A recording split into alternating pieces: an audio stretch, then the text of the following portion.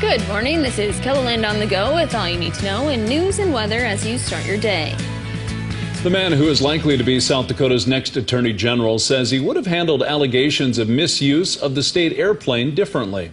Former Attorney General Marty Jackley says criminal matters should not be handled by the Government Accountability Board. Instead of investigating allegations that Governor Kristi Noem used the state airplane for personal reasons, then Attorney General Jason Ravnsborg passed the issue to the board, which is made up of former judges.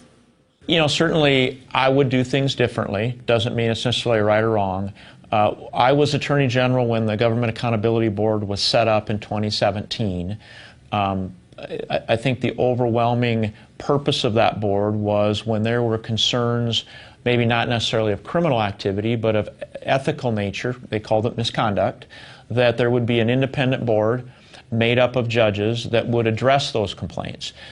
Jackley says criminal matters should be dealt with by the AG. He served as Attorney General from 2009 to 2019. Absentee voting starts today for the general election in November. On the ballot, voters can choose who they'd like to see as the next governor, U.S. Senator, U.S. Representative, and others. Lincoln County is already sending out 1,000 absentee ballots, but they still have a lot of work to do before November. Well, we check all of our supplies, make sure that we've got enough. We'll be doing ballot testing on the machines. We make sure that all of our applications are in order and they're all in the system.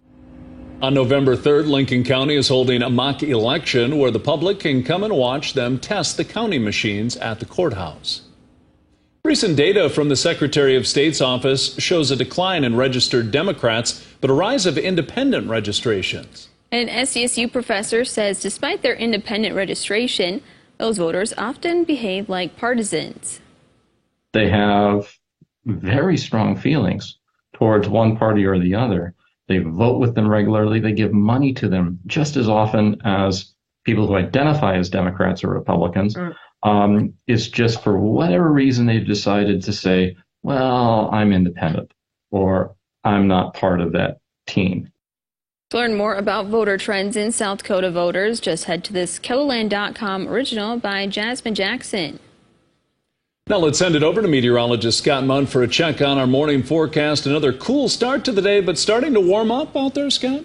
Well, we're trying to do that. Numbers back to the 70s for highs, where we do have their sunshine in the forecast. That will cover western, central, and I would say east central South Dakota, chance for 70-degree weather. And then where the clouds will hold probably throughout much of the morning, even extending into the afternoon, it will be cooler, especially in Minnesota and Iowa. Numbers near 60. Still watching a couple of scattered showers this morning and redeveloping showers and isolated thunder showers this afternoon along and near Interstate 29. More details on that with Brian coming up. Thank you, Scott. Some very small items will be housed inside the very massive Amazon Fulfillment Center in Sioux Falls. The company announced on Thursday that initial operations will begin within a few weeks with a full launch coming next year. The Sioux Falls Development Foundation says the facility will specialize in housing small items for distribution. It's big and it distributes so many products. You know, this is a $3.5 million square foot facility that, you know, is going to distribute those all items smaller than a toaster. And there will be plenty of room to stack all that inventory. The fulfillment center stands 5 stories tall. Runners for the 437 project have hit the South Dakota highways. 12 participants are each running 40 miles to raise funds and awareness for suicide prevention. The run started in Belle Fourche yesterday. It will finish on Sunday in Sioux Falls. The awareness of mental health and starting those conversations is critical. I think I've lived a life where I've been fairly passive in terms of that conversation, and so to learn more about it and to get involved has been incredible. It's definitely opened my eyes, and it's just made this an even more significant project to be a part of for me. If you know someone struggling with mental health, call or text 988 for help. The Washington Pavilion in Sioux Falls is putting a spotlight on dogs. The venue is hosting its first ever Superpower Dog Day on Saturday. The event will include movies in the Cinedome, dog-themed activities and crafts, and adoptable dogs from Dakota Dachshund Rescue. The Washington Pavilion kind of came up with the idea of Superpower Dogs because it's an amazing film, 45-minute film. And so they're going to show that all day. And then so we're going to be down in the lobby from 10 to 2 with all the adoptable dogs, and hopefully we get some people who want to adopt a dog, or maybe somebody who wants to foster for us. So it's not really a fundraiser, it's just a massive meet and greet. Superpower Dog Day is Saturday from 10 a.m. to 4 p.m. at the Washington Pavilion. We provide a link with complete details of the event under this story right here on KELOLAND.com. That's a look at some of our top stories. Now let's get one last look at your weather with meteorologist Brian Karstens. Brian? All right, weather it is, and looking at those temperatures today, well, warming up west of Sioux Falls as the wind changes direction. It'll be a west wind by midday.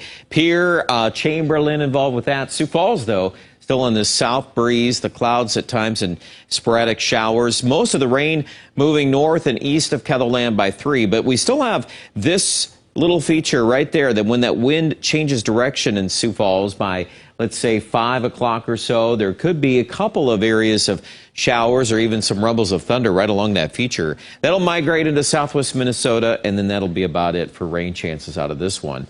As overnight lows tumble back to the upper 40s and low 50s, it looks like we're going to be on our way towards 70s tomorrow. Northwest winds out there as well. They'll be gusty in western South Dakota over 30, and some of that stronger wind will translate into eastern KELOLAND on Sunday. But overall, it's still going to be a pretty mild weekend.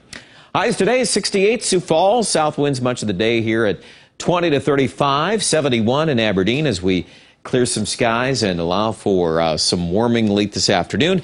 Low 50s tonight, Mitchell, Yankton area, 46 in Phillip. Tomorrow, we're back to the 70s. In fact, close to 80 in Valentine, Nebraska. And looking at that 7-day forecast, well, low 70s early next week. We may cool off on Tuesday. We got a cold front that's likely going to bring some substantially cooler weather to our east into the Great Lakes. But I would say for at least right now, 60-degree weather for highs for a day or two around Tuesday. And then after that, it's going to warm back up. In fact, the long range getting out in that 6 to 10 day is warmer than normal, and it also looks like continuation of dry weather. So we're going to see much of that 7-day forecast featuring those conditions for Pierre and Rapid City as we edge higher on the numbers by day 6 and day 7. Check out details with the weather update online at KELOLAND.com.